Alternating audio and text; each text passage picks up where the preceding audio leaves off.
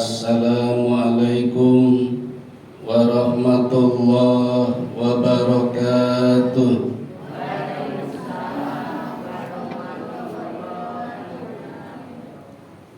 Sayyidatus Sa'adah Zummala'il A'izzah Kubailal Bidayah Hayya bina nahmaduhu wa nasta'inuhu subhanahu wa ta'ala hamdan bila ghayah wa madhan bila nihayah. Ashhadu an la ilaha illallah wahdahu la syarika lah wa ashhadu anna Muhammadan abduhu wa rasuluhu la nabiyya ba'da.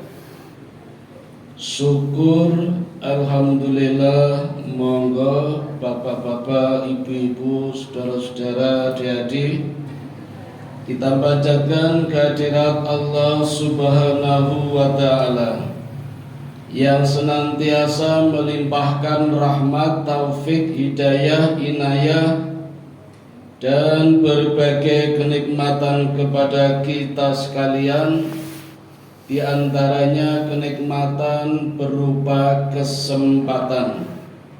Kita masih diberi waktu ketika orang lain tidak diberi kesempatan, terutama di malam Ahad, di tengah-tengah hiruk pikuknya jalan, hampir di setiap ruas jalan macet. Nanti kula buka WA sabun ditunggu Pak. Nggih. Kula mergone saking Sleman, saben lampu mesti macet.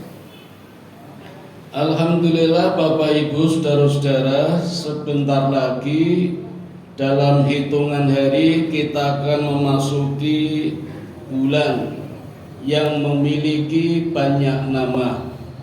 Bulan Ramadan, bulan puasa, bulan suci, bulan agung.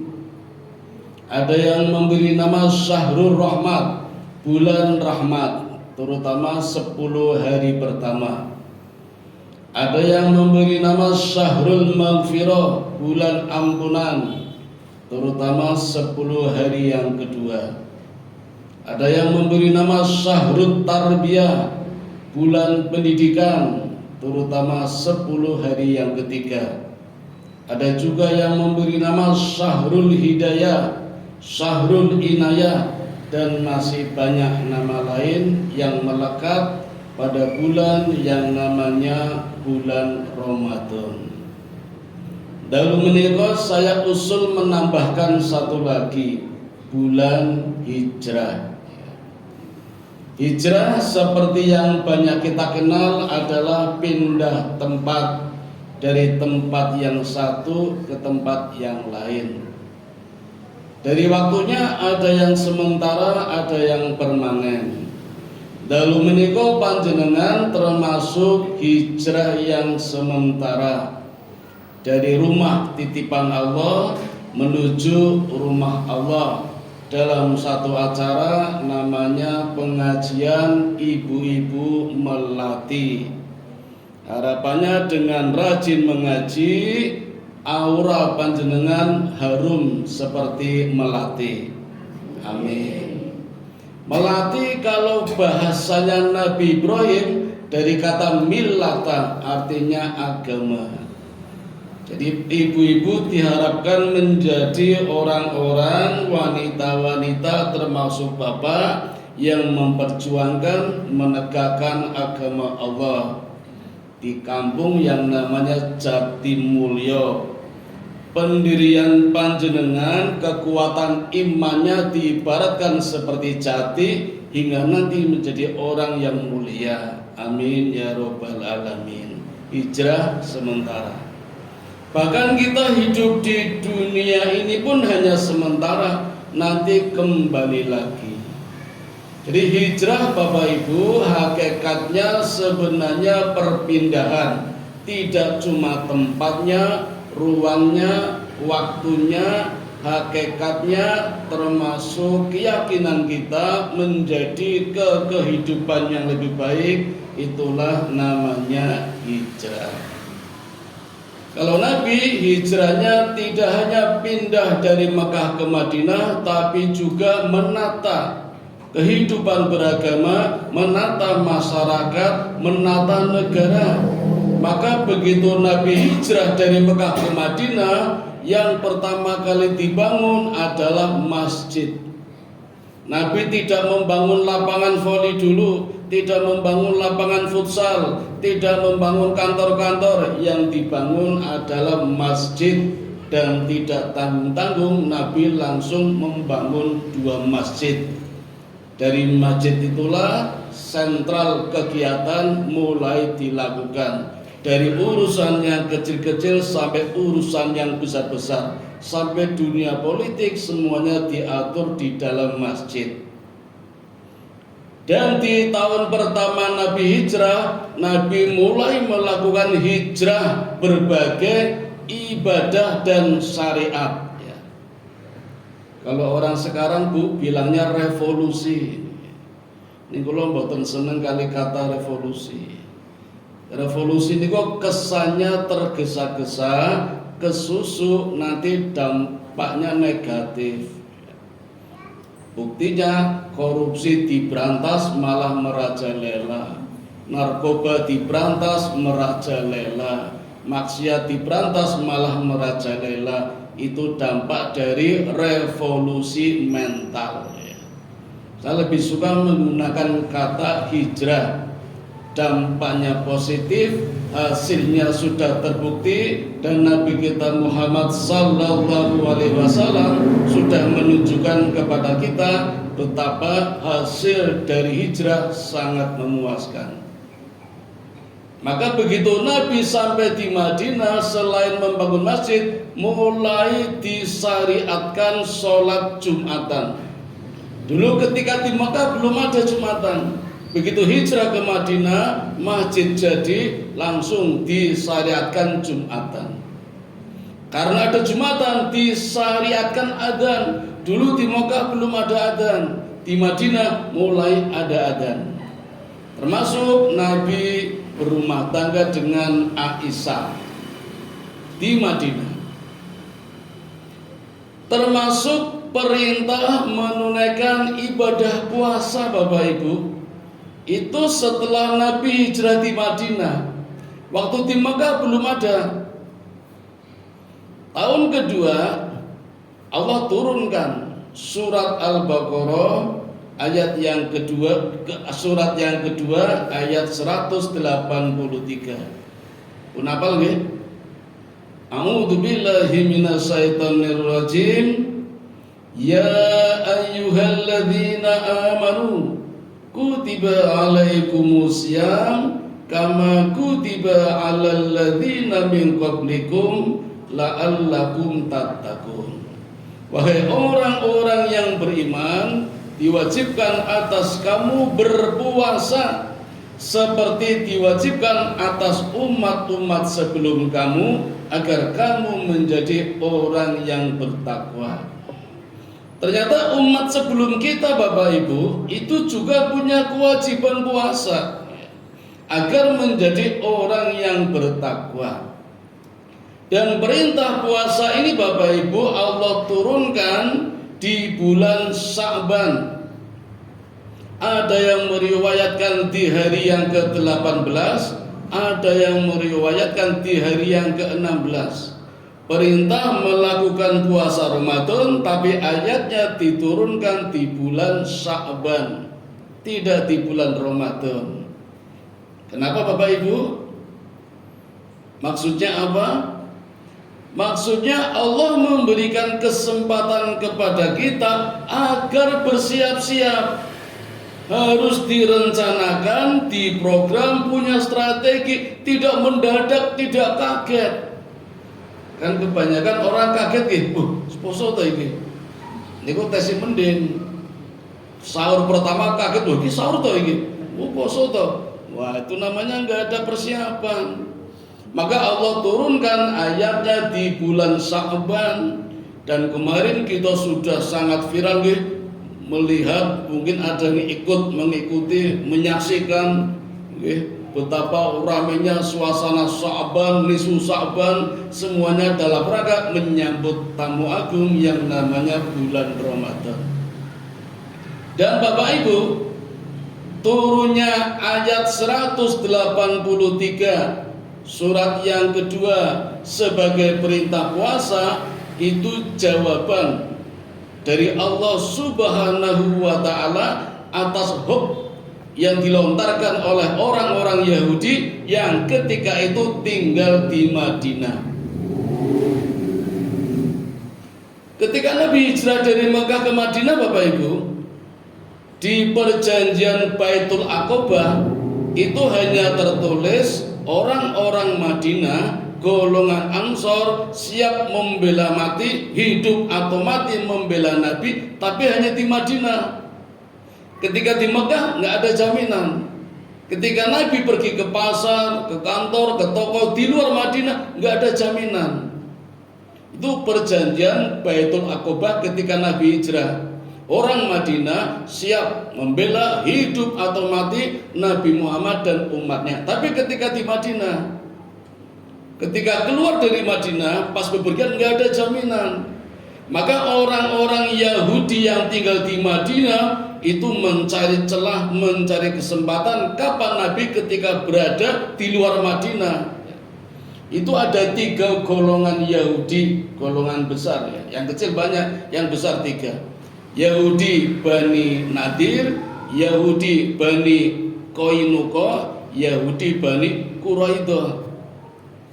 Yahudi 3 golongan ini Bapak Ibu yang selalu melontarkan ejekan-ejekan. Apa kata Yahudi? Ya, Muhammad gak punya ajaran, Muhammad gak punya agama, agamanya ikut-ikutan kita. Yahudi yang satu, Muhammad gak punya agama, gak punya puasa, puasanya ikut-ikutan kita. Tiap hari seperti itu. Nabi Muhammad sangat merindukan adanya perintah, terutama perintah puasa yang sangat berbeda dengan orang-orang Yahudi. Maka begitu Allah turunkan ayat 183 perintah tentang puasa, Nabi senang banget Bu. Maka kalau Nabi saja senang, kita sebagai umatnya harusnya senang. Mboten ngresulo, mboten kaget. Waduh, poso ora entuk mangan iki. Nah, jenenge ngrusulo. Nabi sangat mengharapkan agar ibadahnya berbeda dengan orang Yahudi. Maka begitu ayat ini turun, senang sekali Nabi. Maka Nabi mengatakan, barang siapa senang gembira, riang hatinya ketika bulan puasa datang, dosa-dosanya yang telah lalu akan diampuni. Niku lebih seneng Bu, dosanya pun diampuni. Dereng poso lho niki. Nembe seneng niku pun diampuni dosanya. Kanjeng Nabi mangaten ngendikon. Maka begitu ayat ini turun, esoknya Nabi langsung mengumpulkan para sahabat lalu mengatakan, wahai sahabatku, asyamu junnah. Asyamu junnah. Wahai sahabatku, puasa kita istimewa, puasa kita spesial, mudah, ringan, pahalanya besar. Kalau umat-umat sebelumnya yang diwajibkan juga berpuasa, puasanya berat Bu, berat. Ajeng Nabi boten. Puasanya Nabi Idris Bu setahun tanpa berbuka. Niku pisan to. Jadi panjenengan umur swida nggih dalam usia 60 tahun hanya diwajibkan puasa setahun full ning ora buka. Kuat mboten? Mboten kuat. Puasanya Nabi Sam'un itu 1000 bulan. Siang hari puasa, malam hari tahajud, 1000 bulan. Kalau dihitung tahun 84 tahun. Kuat mboten? Mboten kuat. Puasanya orang Yahudi Bu Bani Israel, Nabi Musa 40 hari tanpa berbuka. Buat boten. Nah, ini mudah sekali. Kata Nabi, asyamu junnah. Hanya 30 hari maksimal. Kadang ada diskon 1 hari tinggal 29. Masih didiskon, pahalanya berbarokah, pahalanya besar. Maka Nabi mengatakan asyamu junnah. Di dalam bahasa Arab Bapak Ibu, kata junnah terdiri dari 2 atau 3 huruf. Kalau 2 berarti jim, sama nun. Kalau tambah tak marbuthah berarti 3. Kaidah di dalam bahasa Arab, kalau ada kata yang terdiri dari 2 huruf jim sama nun, atau ada tak marbuthah, itu artinya samar-samar, tersembunyi, tidak kelihatan. Tapi nanti kelihatan. Jadi bahasa Arab cuma jin sama nun, terjemahannya bisa panjang, tersembunyi, samar-samar, tidak kelihatan, tapi nanti kelihatan. Contohnya janin, ketinggalan boten bisa dilihat dengan USG, ini yo samar-samar. Kelihatannya kapan? Nanti kalau udah lahir, itu janin. Jim sama nun. Surga yang Allah janjikan, bahasa Arabnya apa Bu? Jannah. Jim, nun, tamabuto. Artinya samar-samar, tersembunyi, tidak kelihatan. Pemandangan surga yang Allah gambarkan dalam berbagai ayat itu hanya untuk memudahkan pemahaman saja, biar menarik. Aslinya nanti berbeda, jauh berbeda dengan yang diceritakan di dalam Al-Quran. Jauh lebih kenikmat lagi daripada yang ditulis dalam Al-Quran. Hanya samar-samar tersembunyi. Kapan akan kelihatan? Besok kalau kita masuk surga. Amin ya Rabbal Alamin. Jannah. Musuh kita Bu, namanya siapa? Jin. Minal jinnati wanas. Jinnah. Kelihatan boten? Boten. Tersembunyi, samar-samar. Maka kalau ada jin kelihatan, ada penampakan, saya yakin jin itu sedang bermasalah. Alamnya beda. Beda urusan, kok kelihatan, nongol, penampakan, pasti lagi ada masalah. Lagi stres jinnya. Maka kita nggak perlu takut, mereka yang takut. Nah, yang lebih bermasalah lagi kalau ada orang mencari-cari, memburu jin, itu lagi bermasalah itu. Kayak kurang gawean. Ibadah banyak sekali kok ngurusin mengusik jin. Wong jin itu kalau nggak diusik, mengusik kita kok Bu. Alladzi yuwaswisu fi sudurin nas minal jinnati wanas. Suka membisik-bisikan ke hati kita, ngotak-ngatik, ngutek-ngutek, ngitik-ngitik, ini kok gaweane jin. Kita kok musik-musik ono dunia lain, pemburu hantu, tambah stres, ini kok kurang gawean. Itu jin. Jadi ada jinnah, ada jannah, ada junnah. Kata dasarnya sama, artinya sama-sama samar, tersembunyi, tidak kelihatan. Tapi nanti kelihatan. Nah, kata Nabi, asyamu junnah. Puasa kita junnah. Istimewa, spesial. Apa spesialnya? Bapak Ibu, puasa satu-satunya ibadah yang dapat mengundang ibadah yang lain. Kita sudah membuktikan ketika puasa, terutama Ramadan, pasti sholatnya tambah rajin. Biasanya ora tau traweh dadi traweh, ora tau witir dadi witir, ketambahan sholat iftitah, sholat tasbih. Biasanya kan enggak. Ada puasa Ramadan ketarik dadi rajin sholat. Sholat wajib biasanya malas, dadi rajin. Napa malih wonten takjilan. Jujur mawon. Ya enggak apa-apa nggih. Orang mau ngongkon anak, kono lek takjilan. Ibune nang omah nonton sinetron. Kan kula mriki mboten. Niku tasih mending wis ngongkon pesen. Kono lek takjilan, gomuli yo. Tekan omah jaluk ibune. Niku urusane dhewe-dhewe. Enggak pernah tadarus, ada Ramadan jadi tadarus, jadi rajin mengundang ibadah lain. Tidak pernah sedekah, wah orang berebut sedekah. Saya yakin ibu sekarang sudah menyiapkan dana besok mau sedekah, sudah yakin saya pasti ini. Sudah jauh-jauh menyiapkan besok mau sedekah. Jadi mengundang ibadah lain. Zakat udah disiapkan, itulah puasa. Ibadah yang mengundang ibadah lain. Maka kata Nabi, asyamu junnah, spesial. Bahkan puasa ini Bapak Ibu, satu-satunya ibadah yang sekaligus tidak cuma mengundang ibadah yang lain, tapi mengusir kemaksiatan.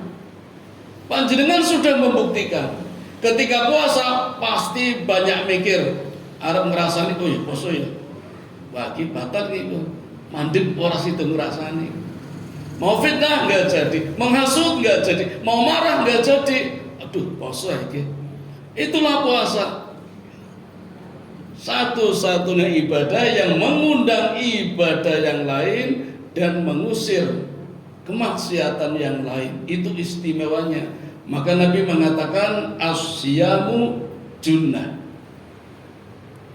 Cuma sekarang persoalannya Bapak Ibu, kemarin sudah disampaikan Pak nggih teng Masjid Al-Hikmah kali Ustadz Munihi kalingan boten. Banyak orang bertanya, katanya di bulan Ramadan setan iku dibelenggu, jin dikunjoro. Nate dengar nggih hadisnya. Tapi kenapa di bulan Ramadan banyak pula orang yang bermaksiat, korupsi tidak berhenti, ganggu tanggone ora berhenti, ketoi Islam carane jebul ganggu tanggone. Banyak seperti itu. Bahkan ada yang direncanakan dumeh pengantin baru terus lunga luar kota, alasannya musafir ning kono iso batal, kemudian bergaul sama suami istri. Halal toh? Halal, tapi niatnya itu yang keliru. Padahal neng kene ya ora apa asal malam gue diberi rukhsah tidak apa-apa, mendadak batal ke siang pergi keluar kota, alasannya musafir meniso batal iso berhubungan. Nah, niku namanya siasati mboten bareng niku. Nah, kemarin di Masjid Al-Hikmah Ustadz Munihi menjelaskan begitu. Banyak orang bertanya, katanya setan dibelenggu, tetapi kenapa di bulan Ramadan masih banyak orang yang juga bermaksiat? Logikanya begini Bapak Ibu, kalau tak nyontok Ustadz Munihi, logika hadisnya begini. Ini juga ada hadis lagi. Barang siapa bergaul dengan penjual minyak wangi, maka akan menjadi wangi. Barang siapa bergaul dengan pedagang hewan, kambing, sapi, maka akan ikut baunya seperti pedagangnya. Barang siapa bergaul dengan tukang besi, maka juga baunya seperti tukang besi. Laras boten Bu? Boten. Mesti ketularan. Oke, tak kasih contoh yang hebat lagi ini. Ini kisah nyata. Barang siapa bergaul dengan perokok, walaupun tidak merokok, pasti baunya rokok. Aku lo datang ke rumah ditakonin rokok, boten. Aku mampu rokok ketularan. Aja-aja serempot, bau rokok. Padahal nggak ngerokok saya. Saya baru saja kenalan Bapak Ibu di angkringan, miliran. Chinese, orang Cina, usianya 40 tahun baru saja berhenti merokok. Betul, udah lama. Sudah berhenti merokok 20 tahun. Terakhir merokok di usia 20 tahun. Tak ulangi nggih. Terakhir merokok di usia 20 tahun. Sekarang usianya 40 tahun. Berarti sudah berhenti merokok selama 20 tahun. Cerita kali kula bar tiba mlaku sikile kesandung watu, jempol kakinya muncrat metu ketiye. Go nang rumah sakit dianalisa kali dokter, ternyata menderita penyakitnya jenenge podo karo panganan jajane casane iki burger. Penyakit jenenge burger. Darahnya baunya rokok. Ini kan luar biasa tuh Bapak Ibu. Sudah 20 tahun tidak merokok. Ketika merokok juga lewat mulut, tapi darah yang keluar dari jempol baunya rokok. Itu namanya penyakit burger. Luar biasa. Sama dengan kita puasa Bapak Ibu. Sebelum puasa bisa jadi kita sudah berteman dengan setan, bersahabat dengan jin, rukun kali iblis.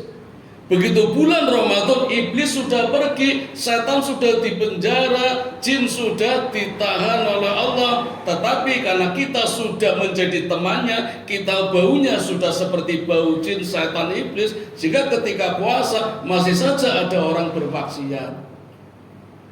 Sama orang yang bersahabat dengan penjual minyak wangi, penjualnya sudah pergi, wanginya masih ada. Pedagang kambing sapinya sudah pergi, baunya masih ada. Sing jajar kula ngerokok wis bali lo nang omah kula tesih mambu rokok. Seperti itu logikanya. Nah, itulah jawaban kalau ada orang bertanya kenapa di bulan Ramadan ada orang yang bermaksiat. Oleh karena itu Bapak Ibu, jauh-jauh sebelumnya Allah menurunkan perintah puasa, itu gunanya mengatur strategi agar kita benar-benar siap berpuasa. Karena puasa kita kata Nabi, as-siyamu junnah, istimewa, spesial. Pemerintah kita dulu pernah menganjurkan kepada kita untuk memakai masker. Saat ini kita sini, itulah junnah. Puasa kita junnah. Puasa kita puasa masker. Kalau pemerintah kemarin menganjurkan kita memakai masker, Allah Subhanahu wa Ta'ala sudah menuliskan di dalam kitab Lauhil Mahfuz. Sebelum Allah ciptakan manusia agar kita juga memakai masker.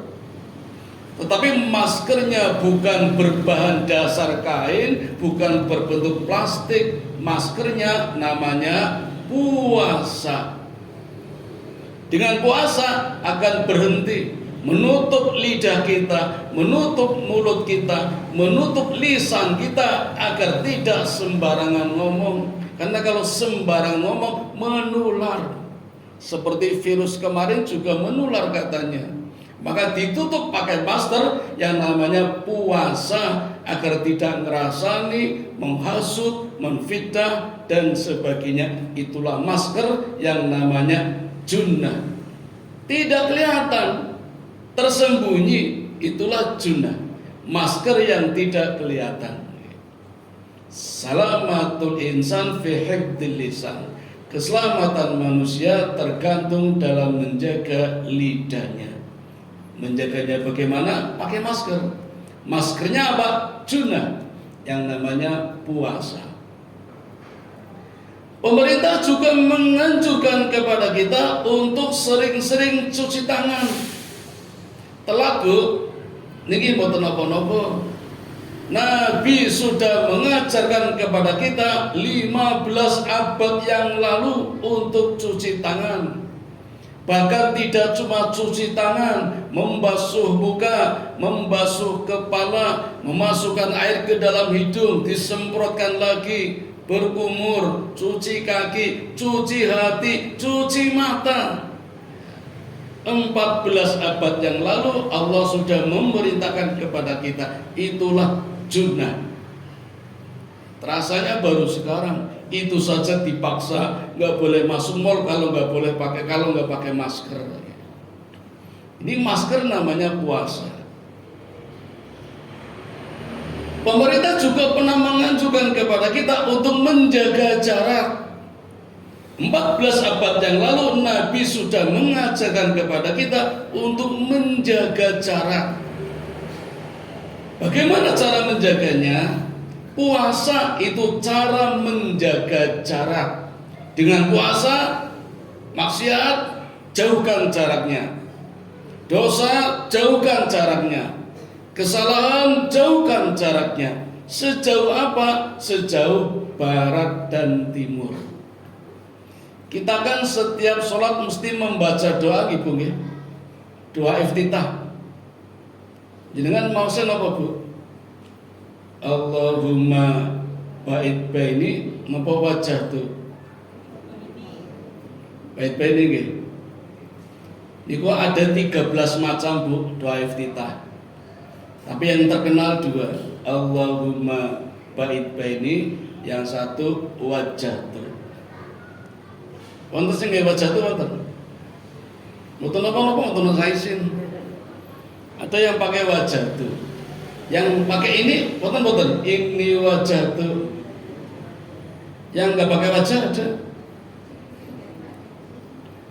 Tak buka hadisnya Bapak Ibu. Yang Allahumma ba'id baini itu Nabi selalu membacakannya ketika sholat nahar.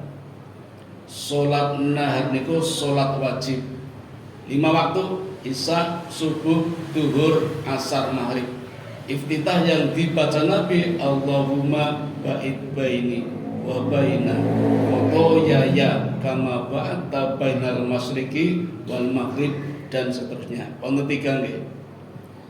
Nabi enggak pernah membaca wajah tuh. Jadi nek jenengan mau se Allahumma ba'id baini ketika sholat wajib, laras menurut hadis ini. Kapan Nabi menggunakan wajah tuh? Ketika sholat selain nahar, qiyamul lail, sholat sunnah, itu Nabi pakai wajah tuh wajhiyah lillati fataras samawati dan seterusnya. Inna sholati wa nusuki wa mahyaya dan seterusnya. Nggak pernah pakai ini. Ya, mungkin ada teman-teman kita, saudara jauh pakai ini wajah tuh. Tapi kita pernah dengar kapan? Ternyata Nabi menggunakan ini wajah tuh bukan ketika sholat, selepas menyembelih hewan kurban. Nah, kalau jenengan pengen ngandani cah nom-nom niki sido mbelih kurban. Seringkali hanya 3 amalan, yang satu ditinggalkan. Ketika menyembelih, niat bismillah, bismillahi Allahu akbar nges nggih. Takbir nggih. Nah, tinggal satu lagi yang terakhir ini, menghadap kiblat, membaca ini wajhatu wajhiyah sampai selesai. Itu sering ditinggalkan. Sudah selesai beleh, sudah selesai nggih. Menghadap kiblat, membaca ini wajhatu. Itu yang dilakukan Nabi. Berarti yang motong, Pak? Iya, yang motong. Yang utama yang motong. Maka sebenarnya diutamakan yang motong yang sahibul kurban. Nek wani, mboten wani, monggo diamanahkan ke panitia mboten napa-napa. Nek wani lebih utama niku. Nggih. Nek mboten wani ki samuti memakai bludruk malah njungkel. Saya sering lihat di masjid-masjid malah do guyon. Wis rampung sapine sih dijagongi wong 7 uncut. Hilang amal yang keempat, sering dilewatkan eman-eman. Itu Nabi membaca ini wajah. Allahumma ba'id baini, ini doa yang sangat bagus Bapak Ibu. Kita mohon kepada Allah untuk dijauhkan dari kesalahan kita, dari dosa-dosa kita sejauh barat dan timur. Barat dan timur pernah ketemu enggak Bu? Tidak pernah. Artinya dosa kita, kesalahan kita akan Allah jauhkan sampai di akhirat. Sehingga ketika di padang mahsyar semua orang kumpul seperti di dunia, itu nggak akan melihat kesalahan kita, kan udah dihapus. Yang kelihatan hanya kebaikannya. Itu makna doa iftitah yang sering kita baca. Tapi kalau tidak, nanti di padang mahsyar Bu, kesalahan kita yang sekecil-kecil akan kelihatan. Orang tahu semua, wah konangan. Tapi kalau doa iftitah sering kita baca, Allah ampuni dosa kita, Allah jauhkan kesalahan kita, besok di padang mahsyar sudah hilang semua, tinggal kebaikannya yang kelihatan oleh orang lain. Itu maknanya. Saniki jujur mawon, panjenengan nek salat sunah ngangge doa iftitah mboten? Kata saya boten nggih. Tak ditani kok nek sunah kok luwih cepet niku lho timbang wajib, gege ora maca iftitah. Janjane padha lho Bu. Bedane mau niat. Nggih alhamdulillah nek ngangge kula nek ningali kok do sunah kok luwih cepet karo wajib ya. Gege ora maca iftitah niki lho. Niki namung dugaan saja. Cepet. Ya memang ada sholat tertentu yang tidak membaca iftitah. Namanya sholat iftitah, tidak membaca doa iftitah. Niko pas sholat taraweh kalau menggunakan hadis yang ketiga. Sholat taraweh Bu, niko yang saya tahu ada 3 versi, ada 3 hadis. Jadi banyak. Tapi kan hadis yang sahih ada 3. Jenengan pilih pundi bebas ning sahih niki. Alhamdulillah nggih. Hadis yang pertama berbunyi seperti ini. Dan sholatlah 2 rakaat. Sekiranya masih mampu tambah 2 rakaat. Tesi kuat 2 rakaat lagi. Kurang tambah 2 rakaat lagi. Tetapi sekiranya akan segera datang waktu sahur, waktu subuh, maka segera tutuplah dengan witir 1 rakaat. Niki sholat raweh versi pertama 2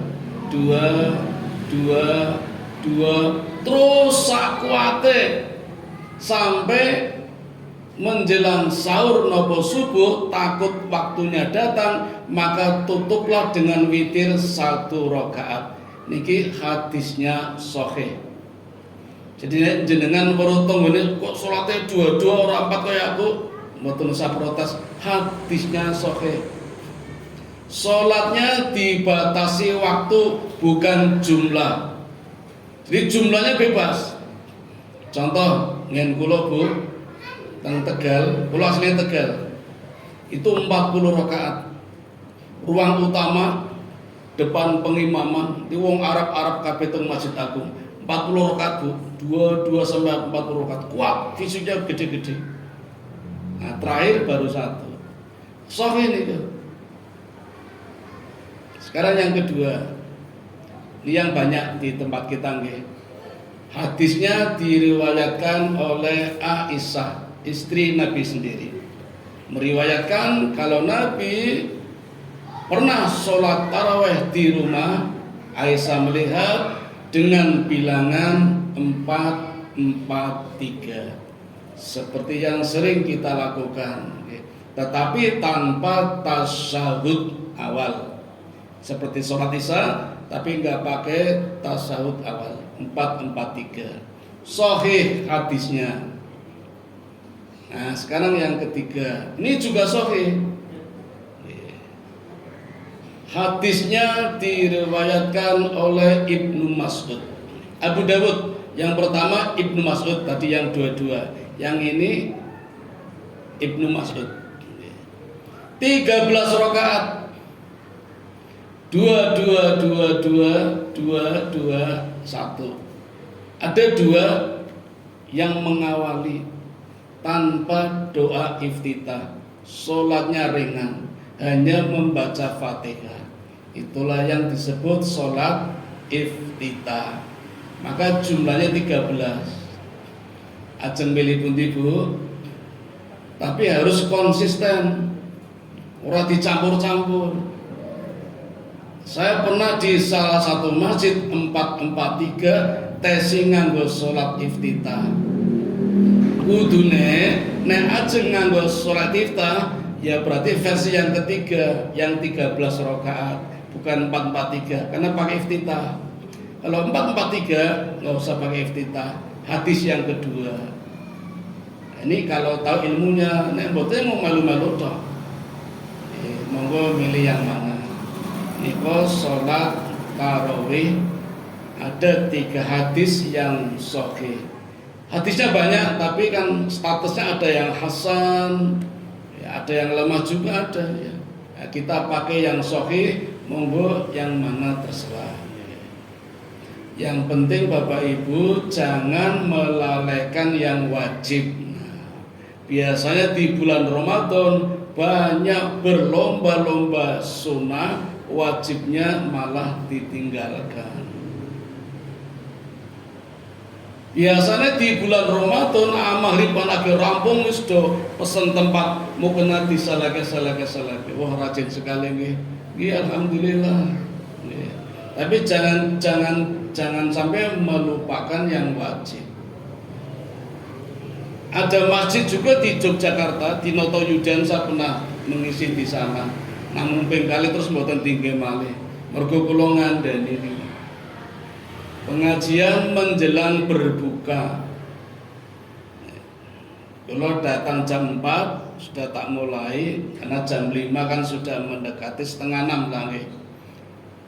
Kejadiannya jam 5 sore Bapak Ibu, jamaah yang datang terlambat langsung sholat sunnah tahiyatul masjid.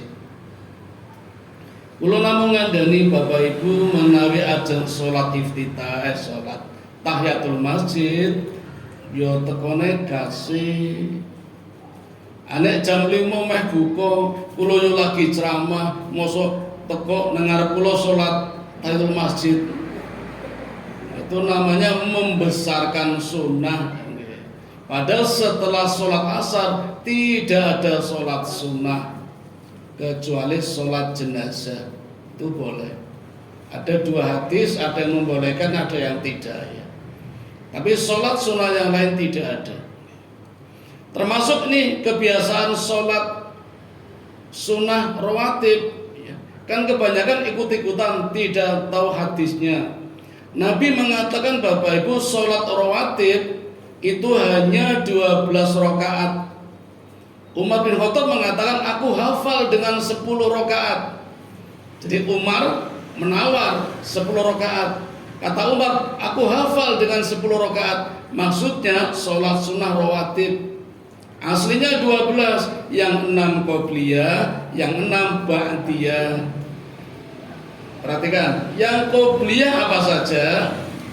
2 rakaat sebelum subuh, 4 rakaat sebelum duhur.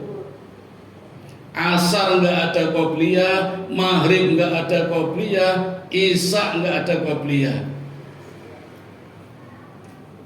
Yang ba'diyah juga 6 rakaat. Setelah duhur 2, setelah maghrib 2, setelah isya 2. Setelah asar enggak ada, setelah subuh enggak ada. Loh kok sadurunge maghrib sholat sunnah 2 rakaat? Kan enggak ada qobliyah. Oh mungkin tahiyatul masjid, monggo. Oke. Oh mungkin sholat sunnah mutlak. Sholat asar itu enggak ada qobliyah Bu, enggak ada. Loh kok itu sholat? Oh sholat sunnah mutlak. Enten nggih. Ning aku lho ora ngerti niate napa mutlak napa kon kula mboten takon cuma tak batin iki qobliyah dudu oh mungkin mutlak. Malah ada lagi saya belum nemu hadisnya tapi teman saya sering melakukan sholat sunnah syukur wudu. Jadi bar wudu sholat sunnah 2 rakaat. Ini kula mboten malu-malu mergo kula dereng nemu hadisnya niku. Nggih. Kula dereng nemu hadisnya makanya jangan nemu kula dikandani. Nembe krungu salat sunah syukur wudu. Jadi baru itu terus salat sunah niku. Jadi sunah oke, baru wudu sunah, tahiyatul sunah, qobliyah sunah.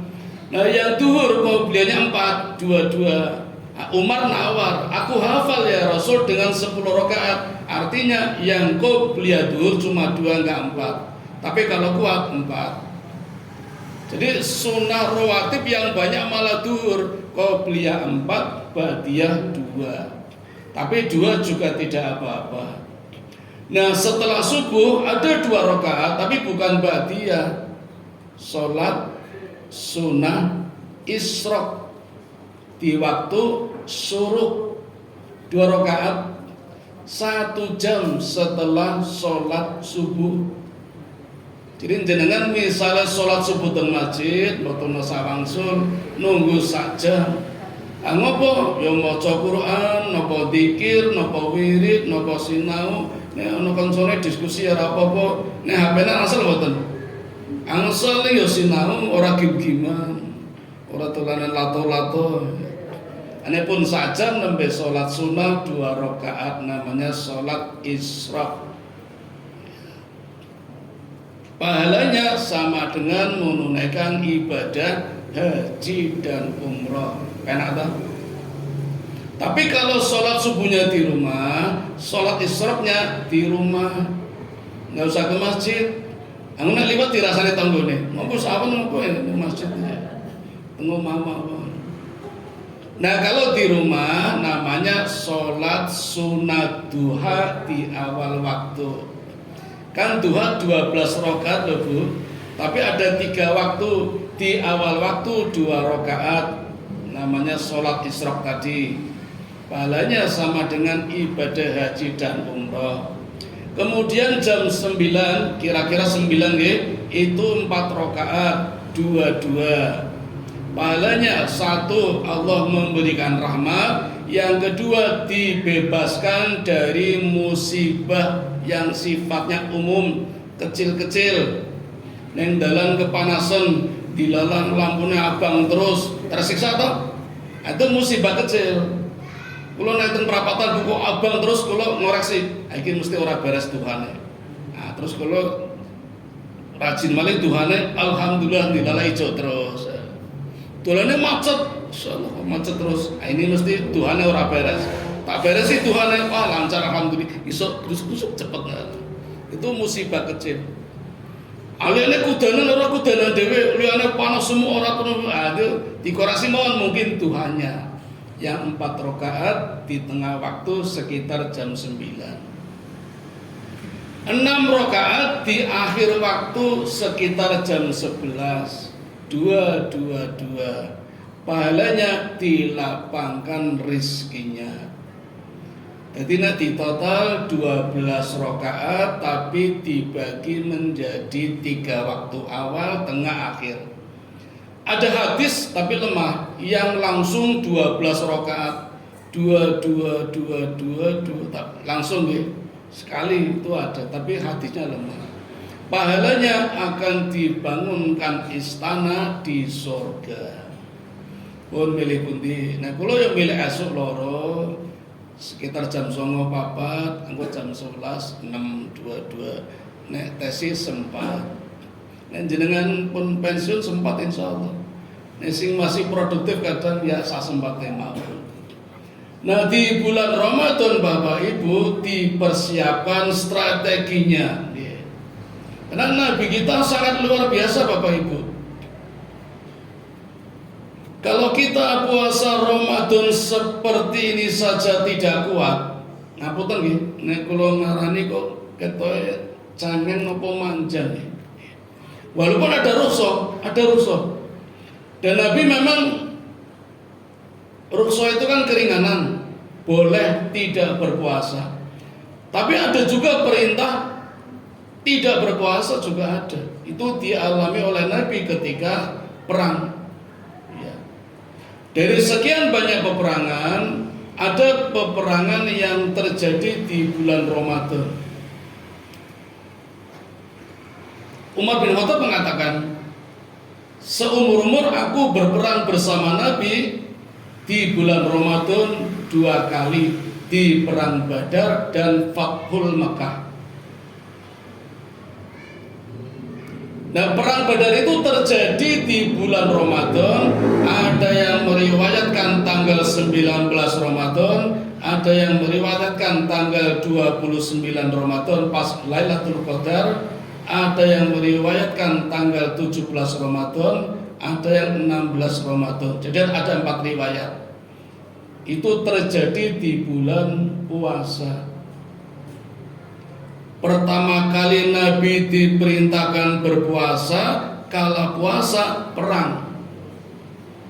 Jadi Bapak Ibu, kita bayangkan kalau kita hidup bersama Nabi, ya kita bayangkan saja. Misalnya ketika itu kita hidup bersama Nabi, bareng sama Nabi, puasa bulan Ramadan, perang. Dan perangnya ini tidak dikehendaki oleh sahabat-sahabat. Allah yang mengatur, membuat skenario agar terjadi peperangan. Jadi enggak niat perang Bapak Ibu. Nabi juga enggak tahu kalau akan terjadi peperangan. Memang Allah yang mengatur. Anak puasa Ramadan ngelih toh Bu, apa nak nang omah toh. Tapi ini harus perang. Dan yang mengatur Allah. Nabi saja tahu perintah perang setelah di medan laga. Tadinya enggak ada niat perang. Nabi hanya punya kebiasaan setelah hijrah dari Mekah ke Madinah, Nabi sering melakukan syariah, ekspedisi. Jadi menghadang pedagang-pedagang suku Quraisy dari Mekah yang menuju ke negeri Syam, kan mesti lewat Madinah, dihadang oleh Nabi, diminta barang bawaannya. Jadi kayak Robin Hood nggih. Nonton film itu Robin Hood ya. Nabi juga seperti itu. Karena Nabi merasa masih punya hak. Dulu ketika masih di Mekah diusir, disuruh pergi. Kalau bahasa kita kan hijrah, tapi versi orang Mekah, suku Quraisy, Nabi diusir, rumahnya diminta, hartanya diminta. Para sahabat ada yang istrinya diminta, anaknya diminta, diusir tanpa membawa bekal. Maka kata Nabi, kita masih punya hak. Orang-orang kafir Quraisy yang berdagang ke Syam lewat Madinah, kita minta lagi hartanya. Dan itu sering terjadi peperangan. Tapi perang kecil namanya Syariah atau Syria. Karena Nabi hanya mengerahkan 10, 20, 30, enggak sampai 100 pasukan. Pasukan kecil dan sering kalah. Karena belum punya pengalaman Bu. Mereka orang kafir banyak, jadi sering kalah. Ya kadang menang, tapi sering kalah. Itu namanya Syariah atau Syria. Yang lebih besar lagi yang pasukannya antara 100, lebih dari 100. Kalau Nabi tidak memimpin, yang mimpin sahabat namanya Marokah. Tapi kalau lebih dari 100, yang memimpin Nabi sendiri namanya Ghazwah. Nah, perang Badar ini perang pertama terbesar, maka disebut Ghazwatul Badar. Perang Badar, Nabi yang memimpin sendiri, walaupun Nabi tidak ikut perang. Paham ya? Nabi memimpin perang tapi tidak ikut perang. Ada ceritanya nanti. Itu terjadi di bulan Ramadan. Skenario dari Allah. Nabi hanya dapat informasi kalau ada kabilah kafir Quraisy ke negeri Syam berdagang membawa barang yang banyak sekali Bapak Ibu. 1000 onta. Padahal satu onta saja kanan kirinya bawa dinar, bawa dirham. dinar itu emas, dirham niku perak. Sak onta lho Bu, kanan kiri emas perak, padahal 1000 onta. Dan itu barang dagangannya 3 orang terkaya di suku Quraisy. Abu Jahal, Abu Sofyan, satu lagi Huyai bin Akhtab. Itu 3 orang terkaya di Mekah. Dipimpin oleh Abu Sofyan. Abu Jahal di Mekah, Huyai bin Akhtab di Mekah. Jadi Abu Sofyan sendirian bersama pasukannya membawa 1000 onta berdagang. Kenapa Abu Sufyan berani membawa dagangan dengan di bawah 1000 onta? Karena selama ini aman-aman saja. Sering dihadang Nabi, Nabi kalah. Jadi kan aman tak Bu? Wah, aku menang terus, kata Abu Sufyan. Nabi mendengar berita ada kafilah besar membawa 1000 onta, mengajak para sahabat, kita hadang. Siapa tahu kalau menang kan dapat banyak. Itu rencana Nabi begitu. Maka membawa pasukan yang tidak seperti biasanya. Nabi membawa sahabatnya, jumlahnya 313.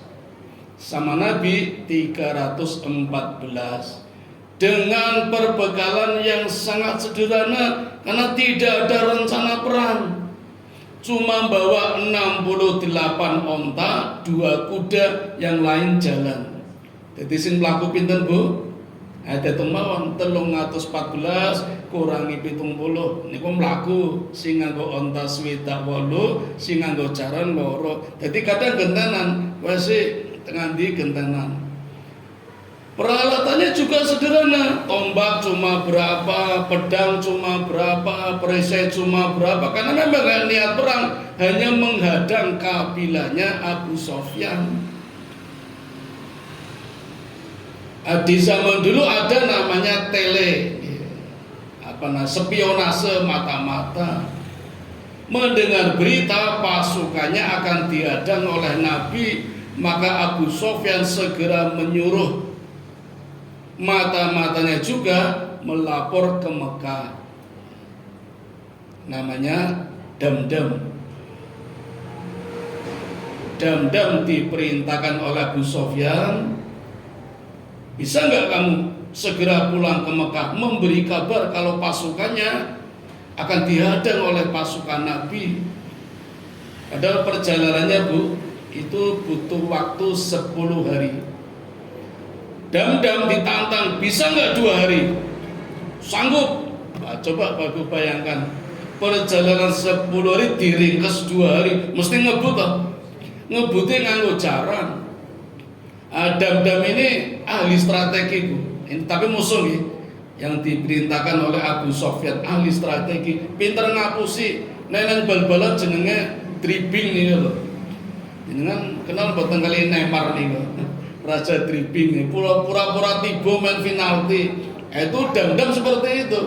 Di berpura kasihan, memohon, minta bantuan agar orang-orang Mekah segera menuju ke Madinah, menyelamatkan Abu Sofyan dari sergapan Nabi Muhammad. Maka mengirim pasukan yang jumlahnya tidak tanggung-tanggung, 1000, dan niat perang. 1000 itu Bu, 300 kuda, 700 onta. Semuanya lengkap dengan pakaian besi, mata tidak kelihatan, pedang juga lengkap. Memang niat perang itu pasukan kafir yang dipimpin oleh Abu Jahal. Jadi Abu Jahal memimpin pasukan yang di Mekah, hendak membantu Abu Sofyan yang masih di jalan akan dihadang oleh Nabi. Nabi niatnya tidak perang, cuma mau mengambil hartanya saja. Ini perang yang memang tidak direncana. Ini terjadi di bulan Ramadan Bu. Gampangannya kalau kita liyane do poso iki malah perang iki lho. Nah, kalau perangnya saja terjadi tanggal 17 Ramadan di hari Jumat, berarti sejak tanggal 1 Ramadan sudah persiapan toh Bu. Wis ora mikir takjilan, ora mikir sahur, puasa itu. Luar biasa ini puasanya. Nah, di dalam hadis dikatakan ketika terjadi peperangan, Nabi membatalkan puasanya.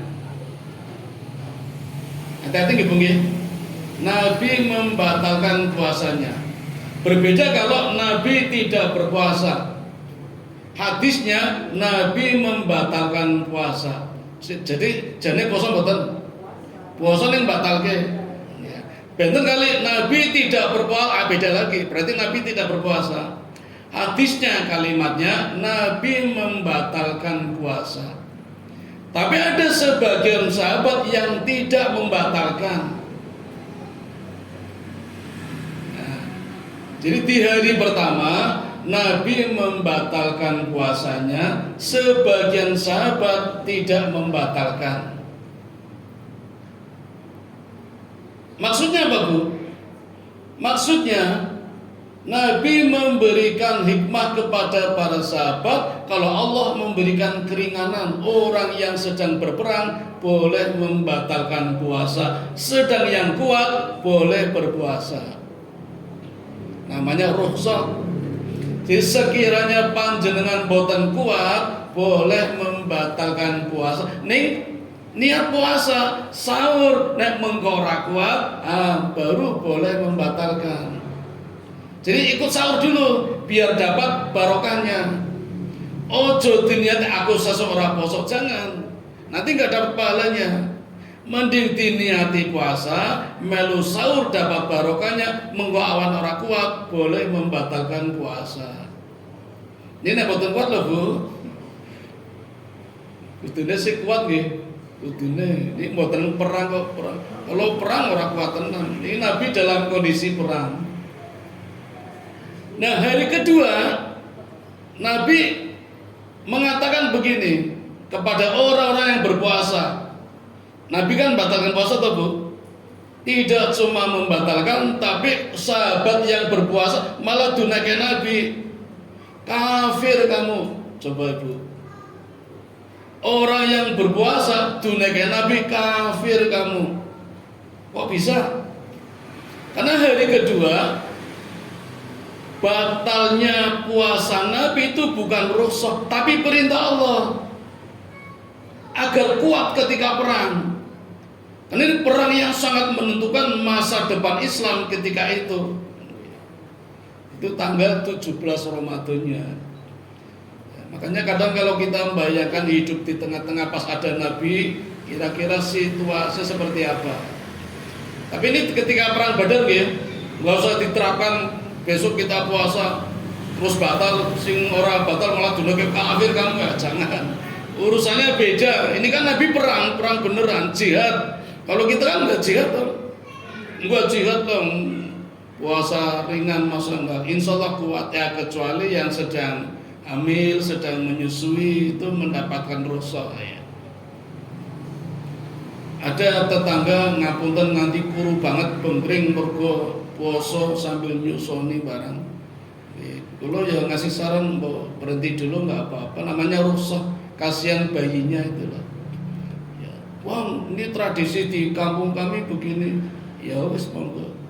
Karena ada keringanan bagi yang hamil, yang menyusui, nanti anaknya kurang gizi. Nih kalau ngaji kan nggak ngurangi gizi tuh, Bu. Sudah 1 jam lebih Bapak Ibu. Insya Allah kapan-kapan kalau ada waktu lagi saya ingin melanjutkan kisah perang Badar, terutama di bulan Ramadan. Itu tadi baru pengantar saja nih. Kisahnya lama, perangnya sebentar. Perang tercepat di dunia, perang terbesar tercepat di dunia. Ada yang mengatakan hanya 2 jam, ada yang mengatakan 2 hari. Tapi ini perang besar, karena perangnya ini melibatkan malaikat. Ada yang mengatakan 1 malaikat, 1000 malaikat, 3000 malaikat. Banyak orang juga berkomentar sinis, ayo menang dibantu malaikat. Nah, yang mengatakan itu nggak tahu sejarah. Padahal orang kafir Quraisy juga dibantu setan, dibantu iblis. Jadi perang yang luar biasa. Pasukan Nabi dengan kafir, Nabi dibantu malaikat, kafir dibantu setan. Kapan-kapan insya Allah mudah-mudahan. Sampai di sini dulu, mari kita persiapkan diri mental kita. menyambut datangnya bulan Ramadan yang kata Nabi asyamu junnah. Puasa kita istimewa, spesial, berbeda dengan yang lain-lain, dan puncaknya yang sangat kita harapkan mendapatkan malam Lailatul Qadar, malam yang lebih utama daripada ibadah 1000 bulan. Mudah-mudahan kita sukses semua, amin ya robbal alamin. Demikian yang dapat kami sampaikan. Mohon maaf kalau ada kekeliruannya. Kami kembalikan kepada pembawa acara. Assalamualaikum warahmatullahi wabarakatuh.